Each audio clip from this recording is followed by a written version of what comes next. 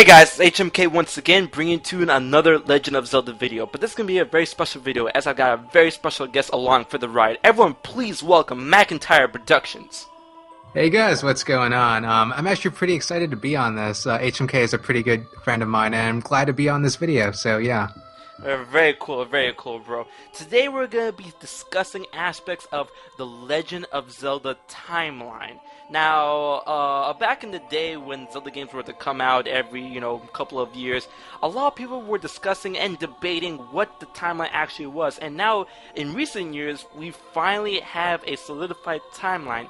Yet, there are a multitude of gamers and multitude of Zelda fans out there that want to debunk this, that seem to poke holes in this timeline, even though there's the concrete fact from Nintendo. So of course we're going to be dealing with the timeline, dealing with what games are in the timeline, how the timeline works, and of course, is the timeline valid? Do we believe the timeline to be the concrete lore that we've all been seeking and we've all been waiting for? So let's get into this video. Alright, first and foremost, the Legend of Zelda Timeline is pretty simple in the unified timeline. It starts with Skyward Sword, then it goes off into the Minish Cap, Four Swords, and then Ocarina of Time. And then, at the end of Ocarina of Time, that's when the show really starts going. It splits up to 3 different timelines, and I'd like to pass it over to Macintyre Productions to discuss what those 3 timelines are. Well, HMK, there are 3 distinct particular timelines. 2 of the timelines people already speculate to be true, which is the Child Timeline or the Child Era Timeline, or some are considering I'm trying to read off here, the Child Era, which leads off to Majora's Mask, Twilight Princess, and Four Sword Adventures. Then the other one, Adult Era, which leads off to Wind Waker, Phantom Hourglass, and Spirit Tracks.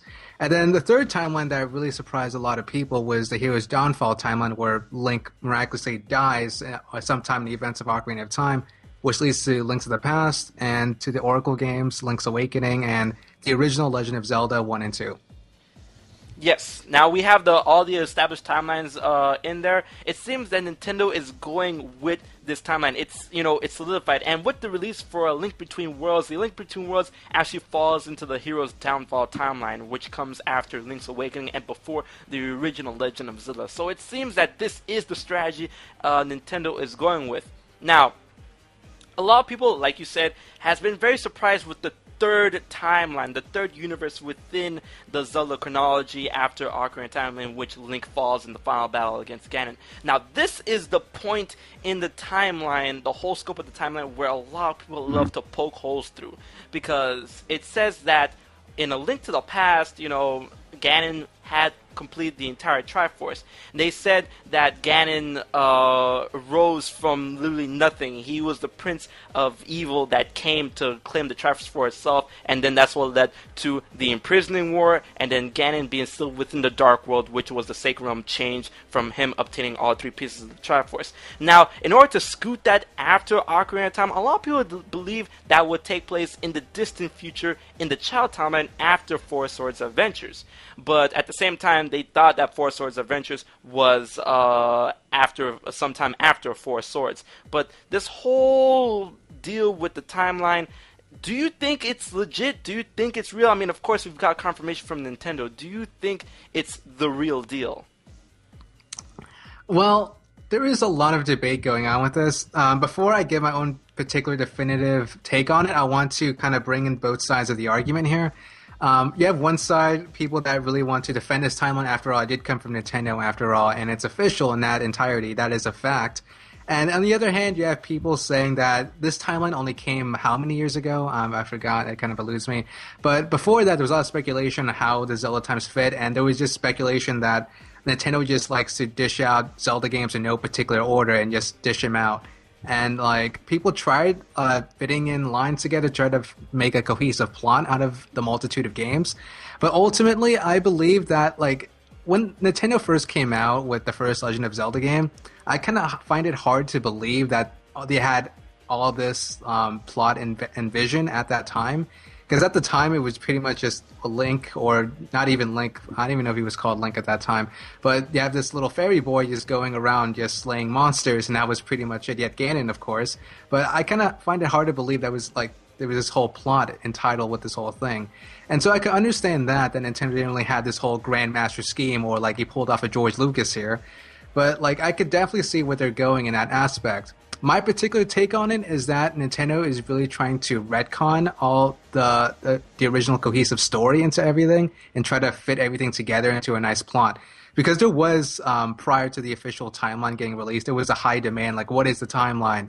And I guess Nintendo, like, tried to ease up towards the fans and actually released it. And that's, I guess, my take on it. Well, I understand where you're coming from, but at the same time, I do believe that Nintendo had a grand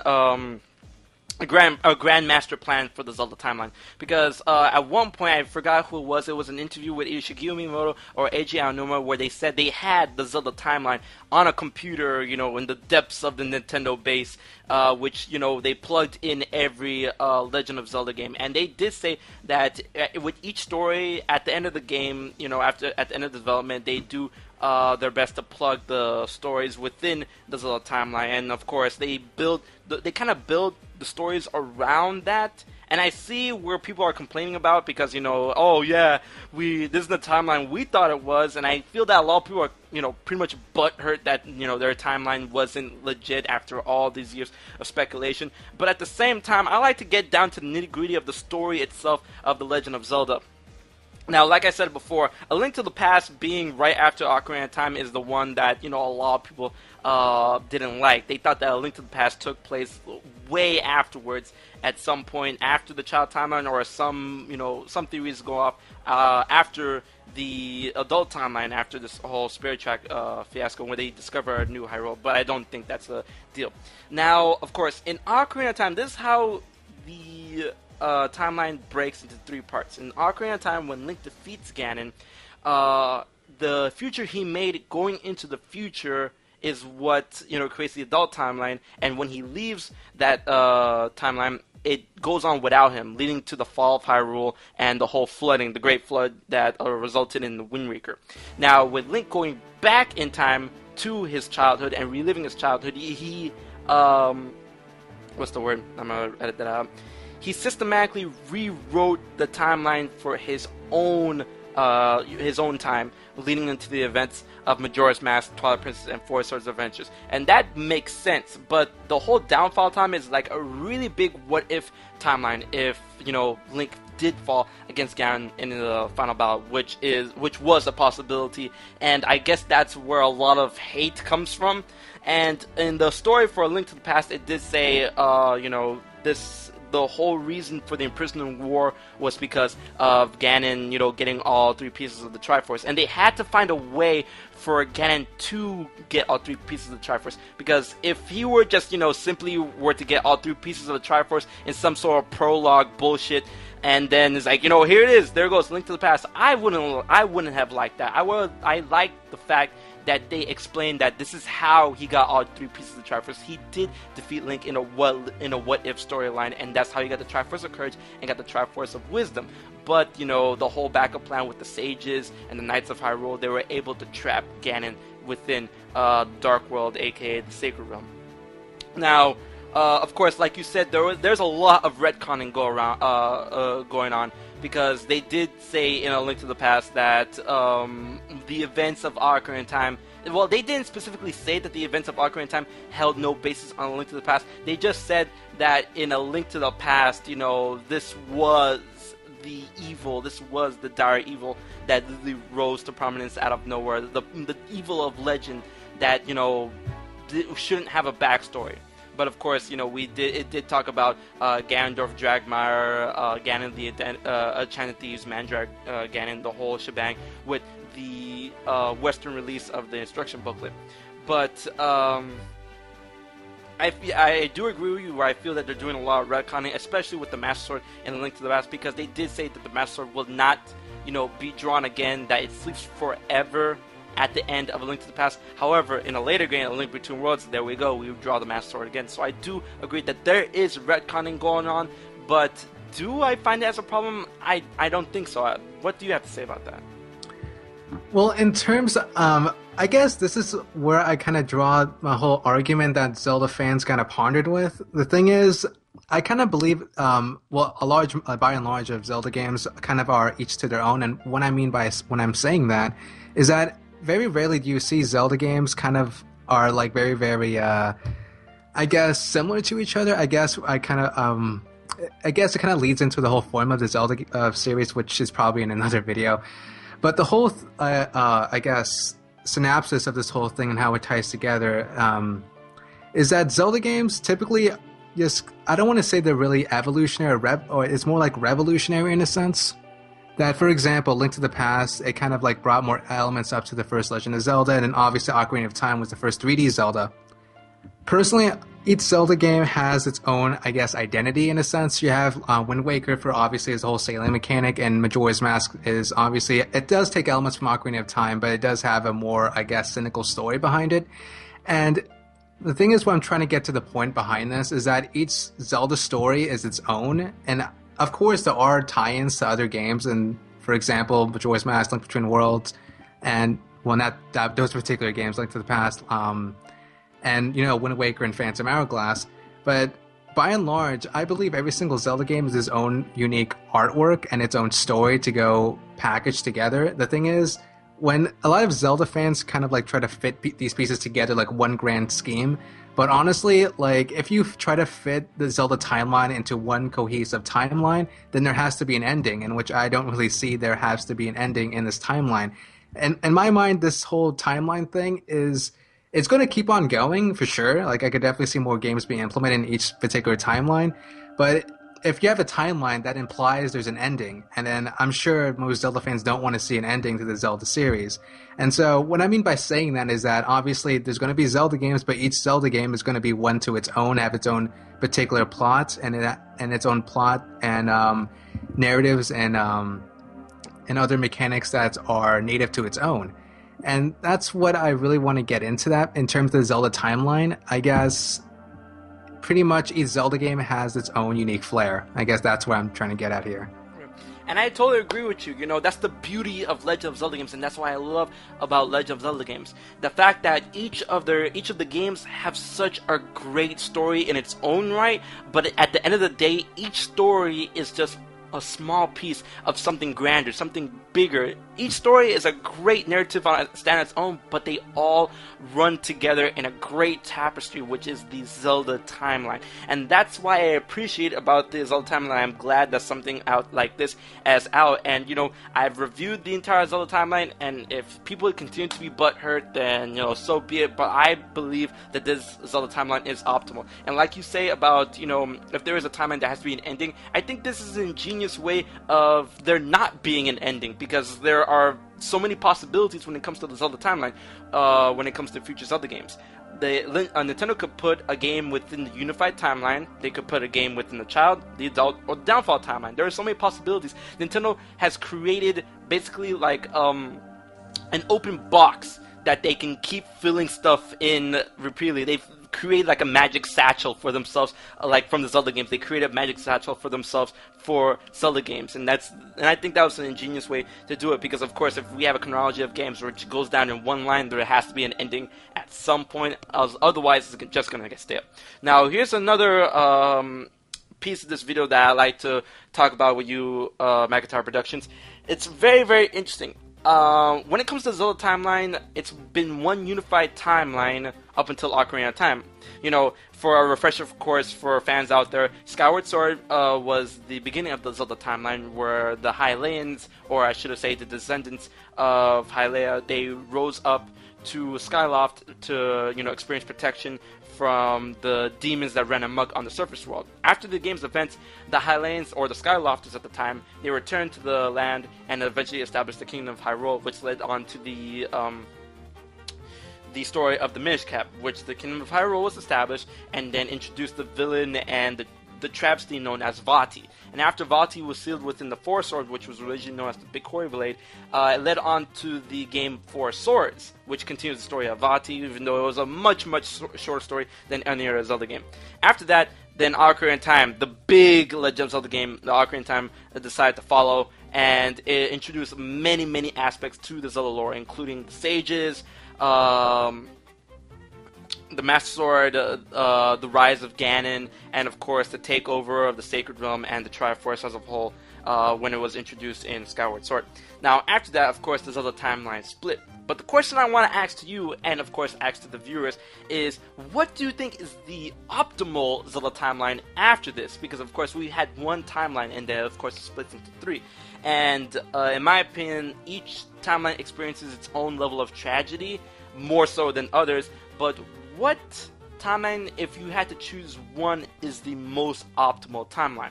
In my opinion, the most optimal timeline is the child timeline, because I feel that that is the original, that is the the true timeline of the Zelda timeline after the events of Ocarina of Time. Because of course, Link goes back to becoming a child. Link effectively and efficiently dodges the threat of Ganon by warning Zelda and the King before the threat of Ganon was even arisen. And with the ensuing of games, which is the Shadow Trilogy, Majora's Mask, Twilight Princess. In Twilight Princess, we were able to finally slay Ganon and take the Triforce of Power away from him, even though the Triforce of Power did find its way into Ganon's hands through the Right of Destiny.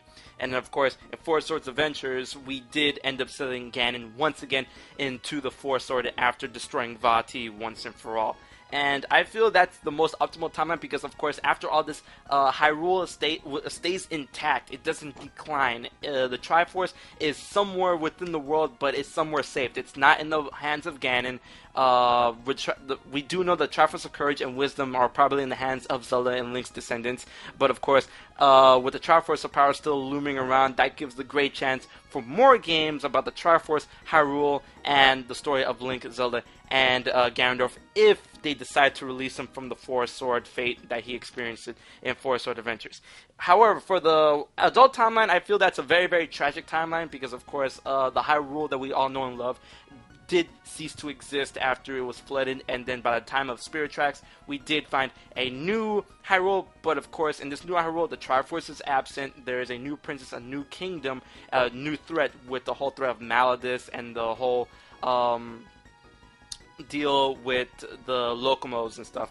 And of course, with the downfall timeline, Hyrule suffers many, many, many hits and is declining over and over and over up to the point of Zelda 2, where people basically live in caves, the castle is so small, monsters are running amok, and I feel that those timelines are not optimal to carry on the true legacy of Hyrule, Zelda, and the hero, and I believe the child timeline is the most optimal timeline. But I want to know what you think. Well, what I will have to agree with you. The child timeline is also my favorite timeline of the bunch, I would say.